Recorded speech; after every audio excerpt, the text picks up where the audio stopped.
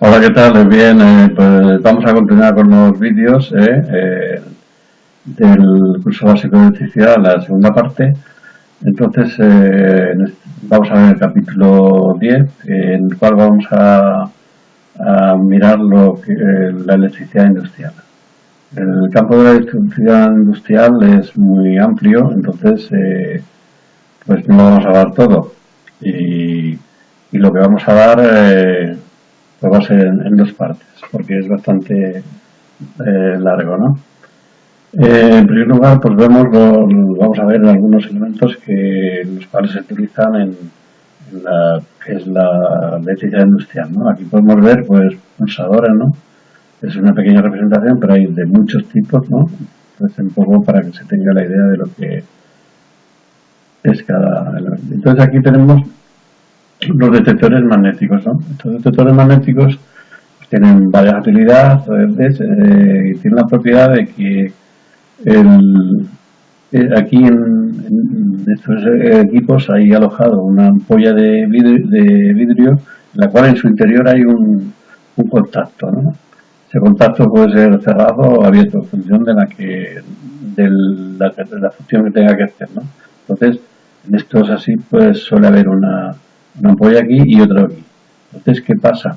Esto es un imán fijo, un permanente, en el cual cuando pasan por aquí, próximos a él, lo que hace es cambiar de posición, ¿no? Entonces esto lo que está haciendo regularnos la maniobra de una máquina, ¿no? Entonces, por ejemplo, en esta parte se puede poner fija o esta, dependiendo de la función que tenga que hacer. Imaginemos pues que esto se utiliza pues a veces en los ascensores para controlar la maniobra de paro, de marcha y etcétera. Pues la parte esta se pone fija en lo que es todo lo que es el hueco del ascensor, y esta pues puede ir móvil en lo que es el camerino, que va subiendo y bajando. Entonces, en función de la posición que tenga, porque por donde va pasando, pues nos para, nos pone en marcha, en fin, etcétera, la maniobra que tenga que hacer, ¿no? Es un contacto de proximidad, ¿no? Y también puede servir, pues, por ejemplo, para una máquina de vaivén, ¿no? En la cual nos puede cambiar de sentido de giro, ¿no? Ponemos un equipo en cada lado, pues cuando llega nos corta la maniobra de ida, por ejemplo, para allá, y nos pone la de marcha para acá, y cuando llega aquí, este de aquí nos corta, nos pone en marcha para allá, etcétera. Tiene varias utilidades, Y bueno, aquí tenemos lo que es un termostato, ¿no? Que nos puede servir pues para, lógicamente, un termostato para control de temperatura, pues que por ejemplo nos puede controlar la temperatura de un termo de agua caliente, hay de diferentes formas, entonces nos puede controlar la calefacción de casa, etcétera, ¿no? Y bueno, esto es una bobina, en general es una bobina, a la cual se le puede acoplar la corriente y nos puede crear un campo magnético. Ahora veremos cómo se suele utilizar para los contactores y bueno, pues para muchas cosas más, pero sobre todo para los contactores, que veremos ahora un poco el funcionamiento, ¿no? Entonces aquí tenemos electroimán para contactores, ¿no?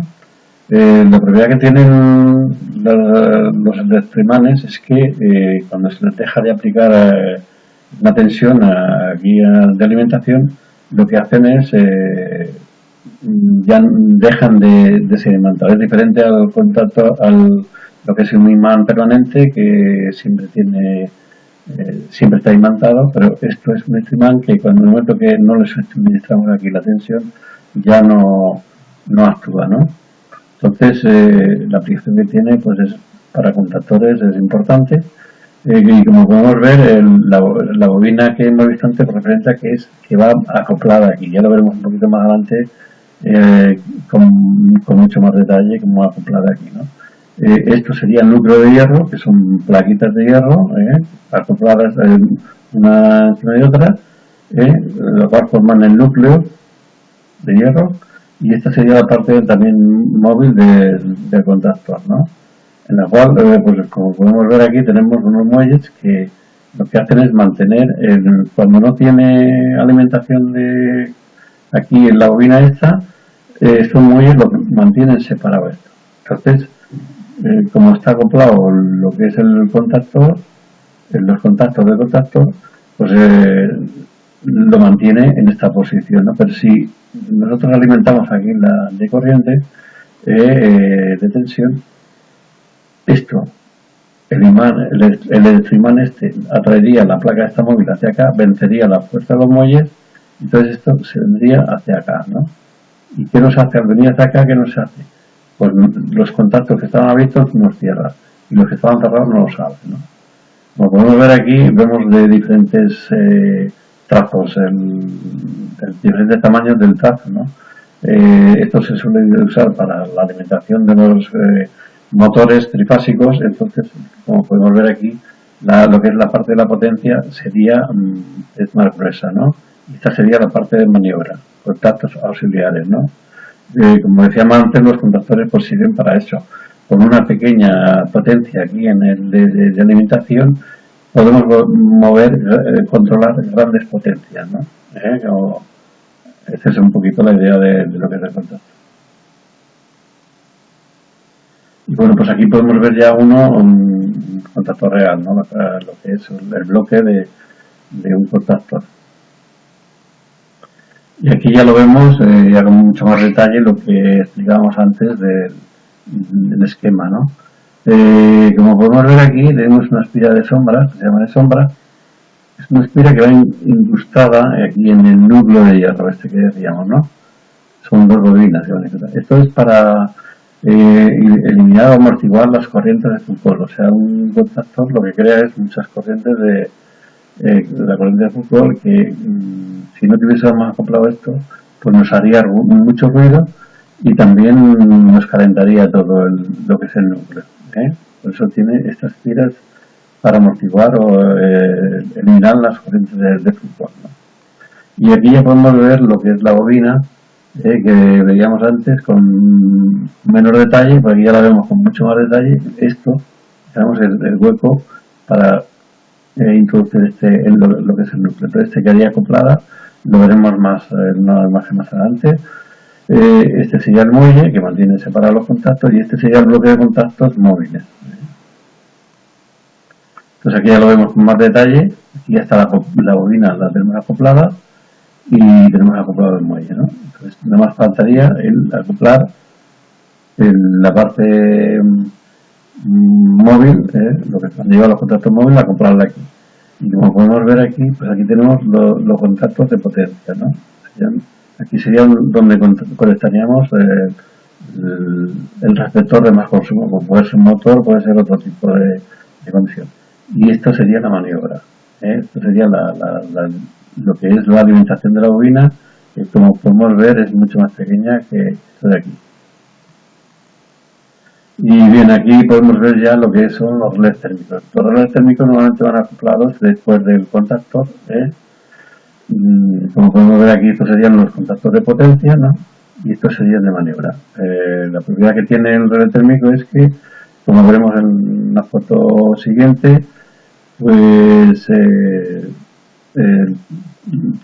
al pasar la corriente por unas bobinas hay un bimetal que se calienta y al calentarse se dilata y lo que hace es a estos contactos de aquí los separa o los pone en contacto, dependiendo de la función que sea que hacer. Como podemos ver, pues aquí tenemos relés térmicos de distintos tamaños y distintas formas. Bueno, pues aquí lo que decíamos antes, aquí la corriente de gran consumo que viene de aquí de los contactos de potencia pasa por aquí, por esta bobinita, pues estas bimetal que hay aquí acoplado, pues lo que hace es, al dilatarse, actúa sobre este resorte y este resorte lo que hace es separar este contacto y ponerlo aquí, a este otro. Entonces, lo que hace es mover los contactos. Entonces, esto, por ejemplo, no está controlando la maniobra del contactor, pues, ¿qué quiere decir? Si desconecta la alimentación, el contactor se desconectará. ¿Para qué? Para proteger, de alguna forma lo que está protegiendo es a los receptores, ¿no? Pues como decíamos antes, el motor o lo que sea, ¿no? Entonces, Y como podemos ver, están todas las acoplados, las tres fases están acopladas a estas plaquitas. ¿Para qué? Para que si la anomalía solamente es en una fase, al actuar que se desconecten todo, que desconecten todo. O sea, con cualquiera de ellas desconecta toda la maniobra de lo que es el contactor, ¿no? Para que no, o sea, si solamente actuara sobre una fase, pues las otras dos, si no se cortaran las otras dos, podría hacer bastante daño, ¿no? Entonces aquí podemos ver que tiene un pulsador de rearme, ¿no? Este puede haber redes térmicos que se rearmen automáticamente o que se tengan que rearmar. Dependiendo de la función que haga, será de una forma o de otra. Y luego aquí también tenemos una rueda reguladora de la intensidad. Esta rueda lo que nos hace es que un relé térmico de estos puede estar para una gama determinada de intensidades, no solamente para una intensidad fija, ¿no? Entonces aquí, al regularlo, podemos adaptarlo a las intensidades que tengamos de consumo. Aquí podemos ver un esquema del relé térmico y bueno, del contactor también, ¿no? Esto sería el contactor, los contactos de potencia, y este sería el de maniobra. Y aquí teníamos el símbolo del relé térmico, en el cual pues, vemos aquí lo que es el contacto del relé térmico, ¿no? Aquí puede haber, de contactos auxiliares puede haber pues más contactos, puede estar cerrado, puede estar abierto en función, y aquí también, como hemos visto en las láminas anteriores, puede haber más contactos. Y bueno, pues esto serían un poquito los hermanos pequeños de los contactores, ¿no? Son los relés. Los relés, el funcionamiento es prácticamente lo mismo, como podemos ver en este, pues tiene una bobina y los va tienen unos contactos, ¿no? Y bueno, pues sirven para lo mismo, lo que pasa es que controlan potencias mucho más pequeñas, ¿no? Pues son los hermanos pequeños de los contactores. Y aquí tenemos componentes electrónicos, semiconductores, etcétera, ¿no? Estos semiconductores, pues bueno, en electricidad, en el campo de la electricidad se usan, pero no mucho. Además se usan en el campo de la electrónica. Aquí, por ejemplo, tenemos los rectificadores, y bueno, pues tenemos diodos, podemos tener transistores, hay pistores, hay trías, en fin, etcétera, ¿no? Hay, pero como no es el caso de este curso, pues saber que existen, pero no lo vamos a usar en este curso. Entonces aquí vemos pues también un poco el efecto de aislamiento de un receptor alimentado a través de un transformador en estrella o en conexión IT. Entonces, aquí tenemos ya un transformador básico. Y bueno, pues aquí vemos pues el efecto de aislamiento. El principio de funcionamiento pues es lo mismo que explicamos ya en la parte primera de la electricidad, ¿no? Entonces aquí, si nosotros si hay un defecto de aislamiento a lo que es la carcasa de una máquina, imaginemos una lavadora o otro tipo de máquina, si nosotros tocamos tacto en directo y no estamos lo suficientemente aislados, pues nos puede dar la corriente, ¿no? Entonces es importantísimo pues tener todo lo que son las tierras bien conectadas y los protectores adecuados para ello, ¿no? Y si puede ser pues también utilizar los EPIs, que es importantísimo, ¿no? Entonces aquí tenemos un procesador de prueba, bueno, porque la prueba, pues, o sea, las tierras siempre hay que ir comprobándolas periódicamente para saber si están bien o están bien, como decíamos al principio también, que el reglamento de fluido de baja tensión dice que como máximo habrá una resistencia de 37 metros, o sea, como máximo la resistencia de tierra podrá ser de 37 ohmios, nunca más, siempre tendrá que ser de ahí para abajo. Cuanto más abajo lo tengamos, pues mejor nos protegerá, ¿no? O sea, si puede ser en vez de 37 ohmios, conseguimos que esa resistencia pues sea de 5 ohmios, pues nos va a proteger mucho mejor. Bueno, aquí tenemos ya lo que sería un motor, ¿no? Un motor bomba de agua, ¿no? pues puede servir para lo que es la presión al riego de un jardín, elevar el agua a un depósito y tal, ¿no? Entonces, tienen multitud de usos, ¿no? Bien, pues aquí vamos a ver algunos tipos de conexiones de motores trifásicos, ¿no? Entonces aquí, en primer lugar, pues vemos la conexión en estrella, sería todo esto de aquí, y aquí tenemos la conexión en triángulo, ¿no? Entonces, aquí para hacer la conexión en estrella, pues tenemos que hacer en los bornes de conexión de los motores, tenemos que hacer este puente, este puente sería esta unión de aquí, y luego pues el resto pues serían estos extremos de aquí, de las bobinas. Y en cuanto a la conexión en triángulo, pues sería las chapitas estas, las ponemos así, las conexiones las ponemos así, que correspondería a este esquema de aquí, ¿no? Como podemos ver, pues se van uniendo de dos en dos bobinas, ¿no? Ahora vamos a explicar pues lo que son las conexiones de los motores, los bornes de conexiones. En primer lugar vamos a analizar lo que es la nomenclatura que encontraremos en las bobinas de los motores y bueno, en primer lugar tenemos aquí la que es más antigua y esta es la más actual, ¿no? Esta de aquí. Hemos puesto la más actual en estrella y la más antigua en triángulo, pero esto no significa nada. La podemos haber puesto al revés, ¿no? Entonces, esto nos indica que las bobinas pues van de la U1 vendría a la U2, la V1 vendría a la V2 y la W1 a la W2. Y en triángulo pues sería de la U a la X, de la V a la Y y de la W a la Z. Así, estas serían las bobinas, ¿no? Que contienen los motores. Entonces, como podemos ver aquí ya, pues aquí tenemos la U1, la U2, V1, V2, esta sería la bobina, y W1 y W2. Y como decíamos, el motor trifásico, cuando está conectado en estrella, tiene que circular la corriente necesariamente por dos bobinas, ¿no? Si como cogemos la línea 1, y vemos que si va por aquí, retornará por aquí o retornará por esta otra. Siempre tendrán que ser dos. Si cogemos de aquí, pues vemos que pues tiene que volver por esta o volver por esta de aquí.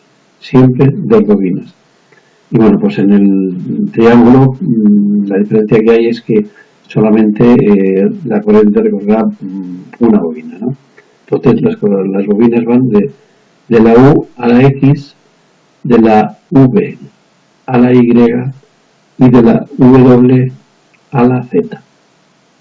Entonces, como podemos ver aquí, pues la U iría con la X, la V iría con la Y y la W iría con la Z. Entonces, si hacemos el seguimiento de la corriente, pues esto vendría, hacemos el L1, la corriente vendría por aquí y retornaría por aquí. Siempre el recorrido sería por una bobina, ¿no?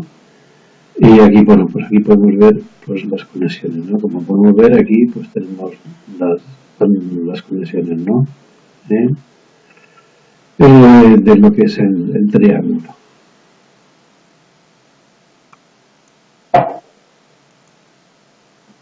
Y aquí, pues aquí vamos a ver las placas una foto de las placas de conexiones, ¿no? Esta sería sin puentes, esta de aquí sería sin los puentes estos, serían solamente el borneo de los motores, serían 6 bornes. Y aquí tenemos los borneros, pero ya este sería el triángulo y este sería el estrella. No tiene más que explicar, ¿no? Y bueno, pues aquí ya lo vemos un poquito mejor cómo van las conexiones porque ya hemos simulado aquí las bobinas, ¿no? Entonces aquí tenemos, como podemos ver, la V1 a la U1 a la U2, ¿eh? Tenemos la V1 a la V2, la otra bobina, tenemos la W1 a la W2 y tenemos la conexión en estrella, ¿eh? Aquí se ven mucho mejor porque hemos simulado las bobinas del motor, ¿no? Y bueno, pues aquí teníamos el triángulo, ¿no? Vamos a ver la U1, la U2, V1, V2, W1 y W2. Aquí ya hemos utilizado ya la nomenclatura más moderna, ¿eh?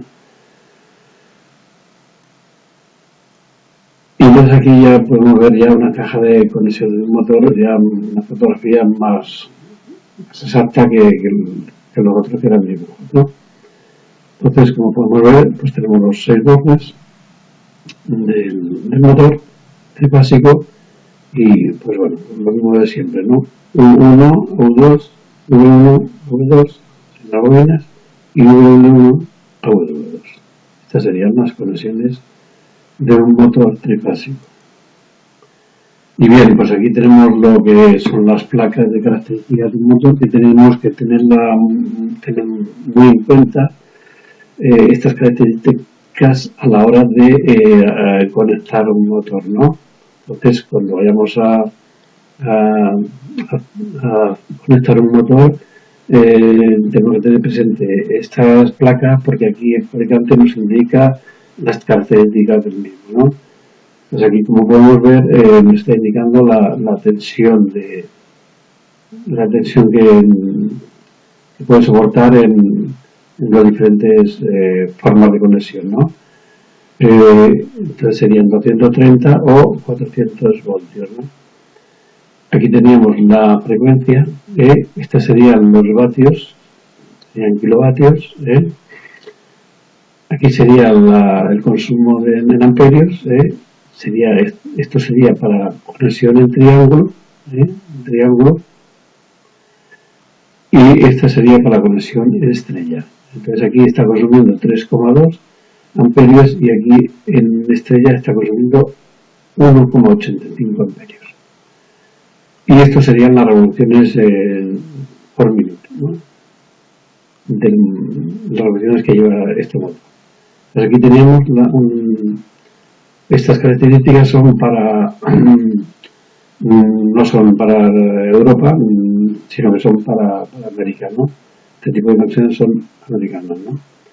Entonces aquí también podemos ver lo que es el coseno de phi, que serían 0,78. Y bueno, pues también podemos ver aquí el IP, que es el grado de aislamiento que tiene el motor, IP55. Y bueno, pues aquí también podemos ver pues, estas características, habiendo este tipo de tensión, si son 220 o 240 en estrella o en triángulo, serían,